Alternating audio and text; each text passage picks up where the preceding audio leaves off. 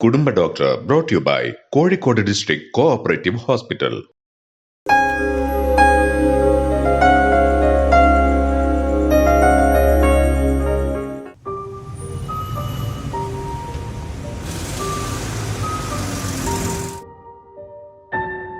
ഞാൻ ഇവിടെ അമർത്തുമ്പോൾ വേദന തോന്നുന്നുണ്ടോ? ഉണ്ട് ഡോക്ടർ. നിങ്ങളുടെ തലവേദനയ്ക്ക് കാരണം മറ്റൊന്നുമല്ല, സൈനസൈറ്റിസ് ആണ്. പേടിക്കാനൊന്നുമില്ല. ഇത് 2 തരത്തിലുണ്ട്: അക്യൂട്ട് സൈനസൈറ്റിസും ക്രോണിക് സൈനസൈറ്റിസും. അക്യൂട്ട് അത്ര പ്രശ്നമില്ലാത്ത അവസ്ഥയാണ്. അതാണ് പേടിക്കേണ്ടതില്ല എന്ന് പറഞ്ഞത്. മരുന്നുകൊണ്ട് മാറ്റാവുന്നതേ ഉള്ളൂ. ഒരുപാട് ആളുകൾക്ക് ഈ സൈനസൈറ്റിസ് വരാറുണ്ടല്ലോ ഡോക്ടർ. എന്റെ അടുത്ത പരിചയത്തിൽ തന്നെ പലർക്കും ഉണ്ട്. ഇതെങ്ങനെയാ വരുന്നത്? സൈനസ് എന്ന് പറയുന്നത് നമ്മുടെ തലയോട്ടിക്ക് മുൻവശത്തായി സ്ഥിതി ചെയ്യുന്ന ഒഴിഞ്ഞ കാവിറ്റികളാണ്, അല്ലെങ്കിൽ വായു അറകളാണ്.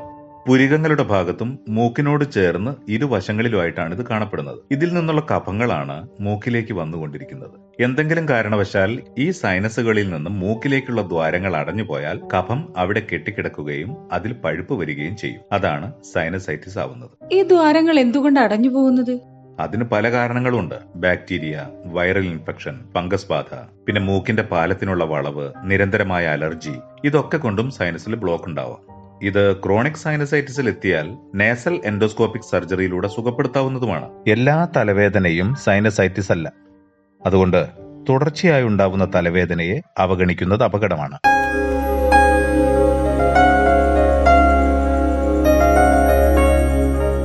കുടുംബ doctor brought you by Kozhikode district cooperative hospital.